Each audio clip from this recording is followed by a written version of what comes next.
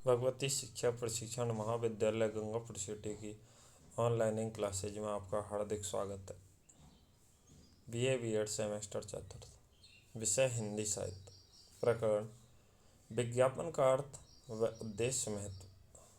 प्रस्तुतकर्ता मैं सतीश कुमार वैष्णव आप विज्ञापन के बारे में आपको कुछ जानकारी दूंगा। विज्ञापन का अर्थ और परिभाषा। विज्ञापन शब्द वि और ज्ञापन से मिलकर बना है। वि का अभिप्राय विशिष्ट तथा ज्ञापन का अभिप्राय सूचना से है। अर्थात विज्ञापन का अर्थ विशिष्ट सूचना से है। आधुनिक समाज में विज्ञापन व्यापार को बढ़ाने वाले माध्यम के रूप में जाना जाता है।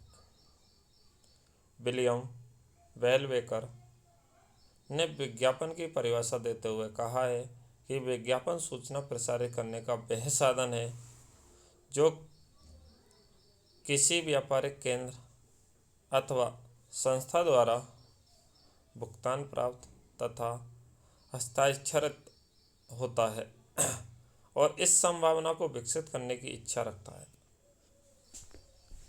कि जिनके पास यह सूचना पहुंचेगी वे विज्ञापनदाता की इच्छा अनुसार सोचेंगे अथवा व्यवहार करेंगे। द न्यू एनसाइक्लोपीडिया ब्रिटानिका के अनुसार विज्ञापन संप्रेषण का यह प्रकार है जो कि उत्पादक अथवा कार्य को उन्नत करने, जनमत को प्रभावित करने, राजनीतिक सहयोग प्राप्त करने, एक विशिष्ट कारण को आगे बढ़ाने अथवा विज्ञापनदाता द्वारा कुछ इच्छित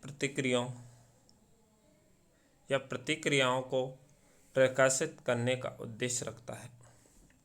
बृहत हिंदी कोश विज्ञापन के पर्यायवाची के रूप में समझना, सूचना देना, इश्तेहार या निबंधन करना आदि शब्द किए गए हैं।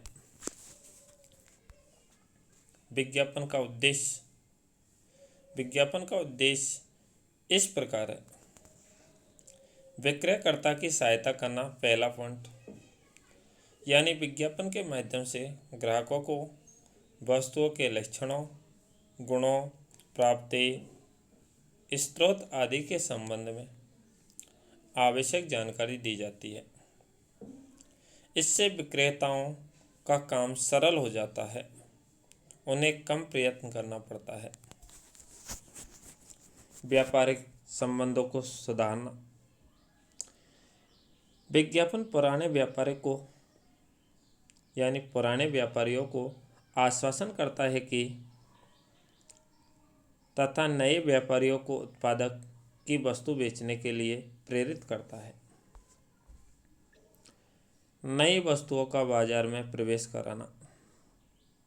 किसी भी नई वस्तु को बाजार में लाने से पहले ग्राहकों को उसके बारे में पर्याप्त जानकारी देनी पड़ती है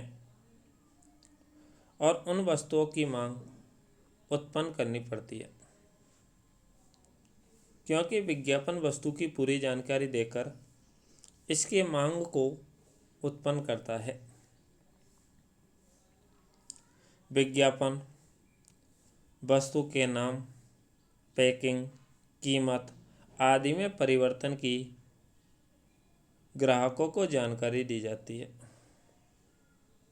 चौथा पॉइंट, मध्यस्थ को वस्तु बेचने के लिए विवश करना।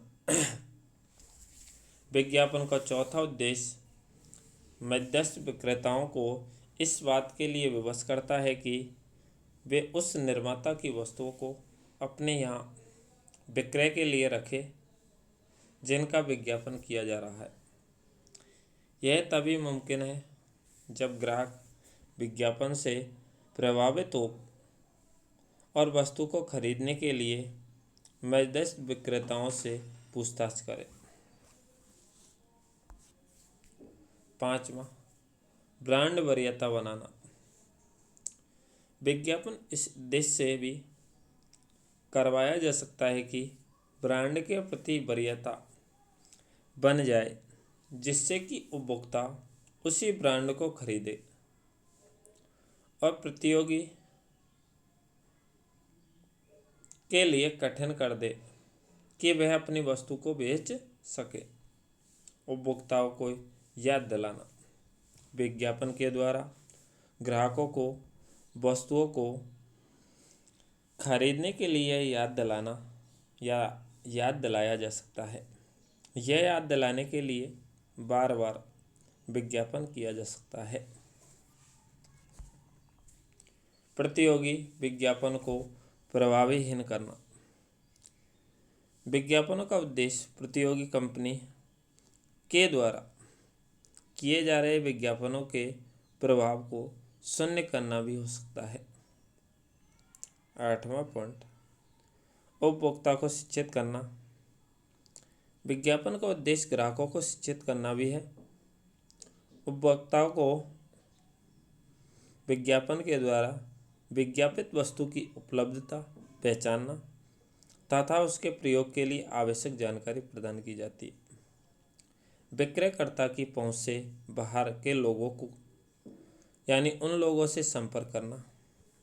विज्ञापन एक सार्वजनिक प्रसारण है। इसकी सूचना दूर दूर तक अधिक व्यापक क्षेत्र में प्रसारित होती है। इसलिए विज्ञापन के द्वारा उन लोगों तक पहुंचाया जा सकता है जिनके पास विक्रेता नहीं पहुंच पाते। अगला पॉइंट, संशय या भ्रामक विचारों को दूर करना। विज्ञापन का एक उद्देश्य विज्ञापक वस्तुओं के बिक्री के मांग में उत्पन्न होने वाले गलत एवं भ्रामक विचारों को दूर करना है। यह विज्ञापित वस्तुओं को लोकप्रियता बनाने में अति आवश्यक है। उदाहरण के लिए, सरकार के द्वारा कोई वनस्पति तेलों के मिलों में छापा मार करके यहाँ पता लगाया जा सकता है कि वनस्पति में चर्बी का उपयोग होता है। विज्ञापन का महत्व। विज्ञापन का महत्व इस प्रकार है। बाजार का विस्तार। विज्ञापन के माध्यम से वस्तुओं का बाजार विस्तृत होता है और उनकी बिक्री में भी वृद्धि होती है। ग्राहकों को उपयोगी जानकारी देकर विज्ञापन ग्राहकों को अपनी ओर आकर्षित करता है। यह उत्पन्न मांग का पोषण करता है और नए ग्राहकों को वे वस्तुओं को लोकप्रिय बनाते हैं। विज्ञापन के माध्यम से व्यवसायियों ने केवल प्रतिस्पर्धा का सामना कर सकता है बल्कि साथ में नए नए ग्राहक बना सकता है। बड़े पैमाने पर उत्पादन संभव बनाना।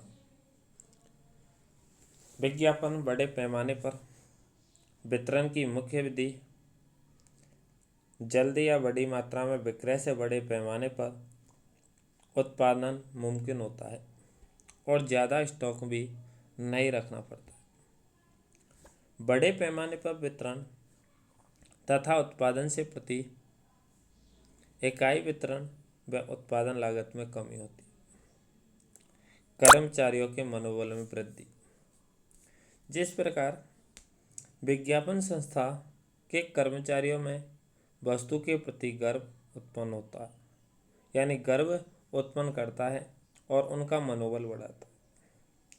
अपनी छवि को बनाए रखने के लिए कर्मचारी मन लगा करके या उत्तरदायित्व की भावना से में कार्य करते हैं। संस्था के आर्थिक स्थिति में सुधार आने में कर्मचारियों का भी कल्याण हो जाता है। वस्तुओं की जानकारी शीघ्र यानी वस्तुओं की जानकारी अति शीघ्र हो जाती है। समय परिवर्तनशील है। हर समय उपभोक्ता नई वस्तु चाहता है। नई वस्तुओं की जानकारी विज्ञापन के द्वारा उपभोक्ता तथा आसानी व जल्दी से पहुंचाई जा सकती है। विज्ञापन के द्वारा जल्दी जानकारी इतनी असरकारी होती है कि कभी कई नई वस्तु दुकान में आ नहीं पाती है और ग्राहक उनकी मांग शुरू कर देते हैं। रहन सहन के स्तर में वृद्धि। विज्ञापन के माध्यम से ग्राहकों को वस्तुओं की जानकारी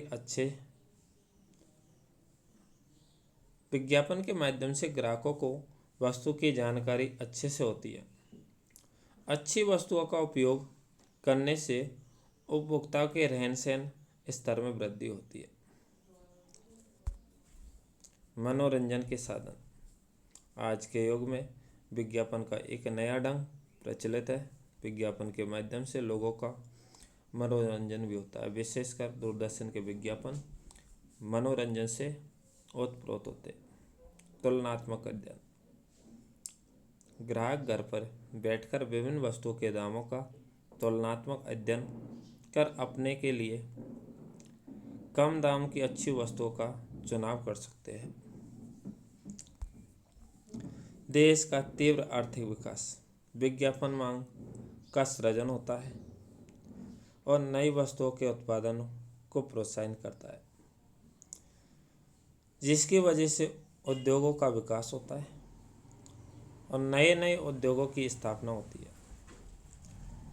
इन सब बातों का परिणाम यह होता है कि देश का आर्थिक विकास तेज होता है, उत्पादों में वृद्धि होती है, स्वरोजगार बढ़ते हैं, व्यापार को प्रोत्साहन मिलता है और वस्तुओं के विक्रय में वृद्धि होती है।